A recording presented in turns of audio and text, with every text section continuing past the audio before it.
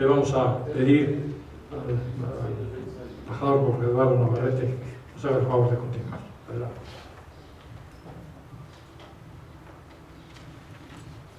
Buen día, muchas gracias a todos ustedes por estar aquí esta mañana. No traigo PowerPoint. Yo a veces me acuerdo que en el principio era el verbo y el PowerPoint vino un poco después. Y les agradezco mucho estar aquí esta mañana compartiendo con un panel tan distinguido al que agradezco mucho me hayan sumado para reducir el nivel promedio, estas reflexiones de los 20 años de el NAFTA. Yo digo NAFTA no por pochismo, que es un término políticamente incorrecto por fortuna, sino porque me resulta muy difícil pronunciar TLACN y me resulta más sencillo hablar del NAFTA. Perdónenme, pero así me referiré a este instrumento. Lo que me corresponde examinar es la forma, el grado y la profundidad en que las relaciones internacionales de México, es decir, su política exterior, la ausencia o la indefinición de la misma y la actividad externa amplia del país, se vieron influidas o afectadas por la participación de México en NAFTA. Habrá en mi exposición sobre todo una serie de impresiones que al conectarse unas con otras quizá den a ustedes el panorama de conjunto que me gustaría transmitirles.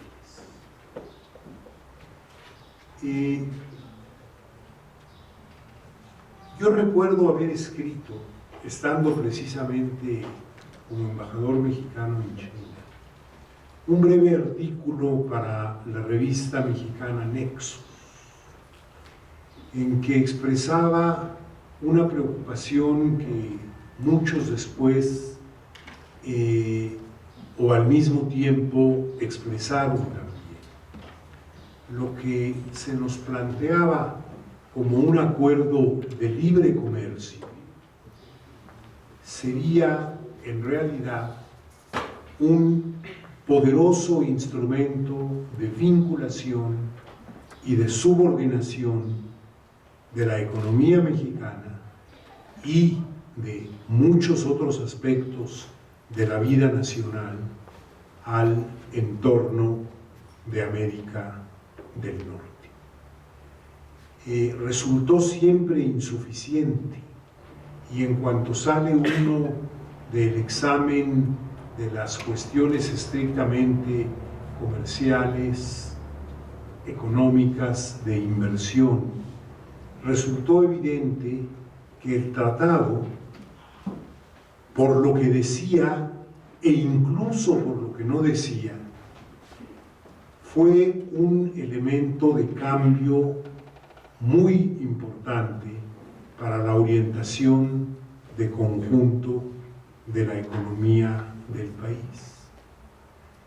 Por eso cuando Toño nos dice con toda razón que hay que estar muy claros respecto de cuáles son los elementos de los que el tratado es responsable, pero no echarle culpas que no le corresponden, es muy difícil estar en desacuerdo con esa afirmación, pero hay que señalar, a mi juicio, que corresponden al tratado, si se quiere de manera indirecta o de manera inducida, un gran número de otros efectos que probablemente no se hubieran producido o se hubieran producido de manera diferente en caso de que el NAFTA no se hubiera firmado.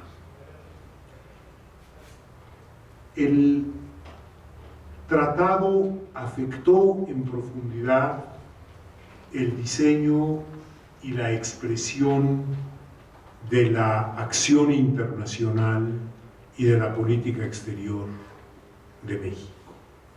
Y desde luego influyó en ella mucho más allá de lo que dice su letra, porque creó un ambiente favorable a ese tipo de giros y de transformaciones. Permítanme empezar con un ejemplo breve derivado de mi experiencia personal. El periodo de negociación del NAFTA, tanto el periodo formal, que aquí se ha recordado, fue de 92 a 94, como 1 o 2 años previos en que se tenía ya este objetivo en mente por parte del gobierno mexicano, yo estuve en China. Los años, pues, en los que se negoció, digo, es un decir, se negoció el NAFTA. En el primero de ellos, en el año que yo llegué a China, todavía no se iniciaba formalmente esa negociación, 1989, se produjo la masacre de Tiananmen.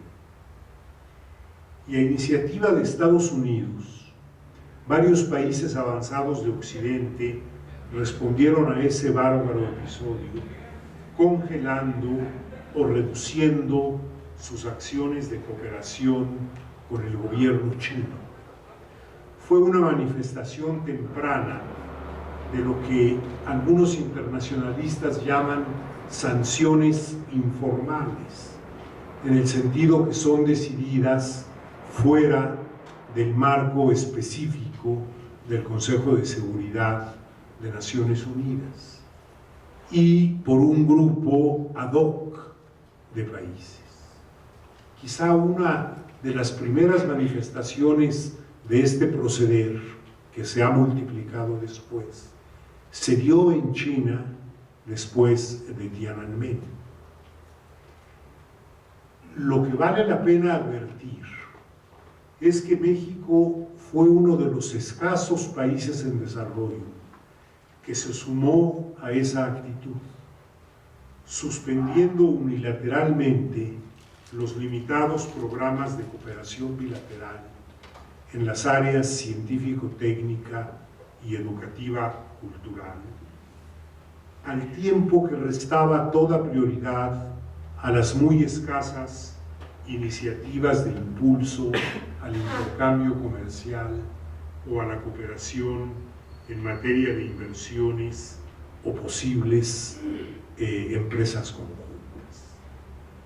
Lo hicimos, según se me dijo, para no afectar las opciones y la perspectiva de la relación con Estados Unidos, y en especial para no introducir elemento alguno que pudiera repercutir de manera negativa sobre la negociación del NAFTA y de sus llamados acuerdos paralelos.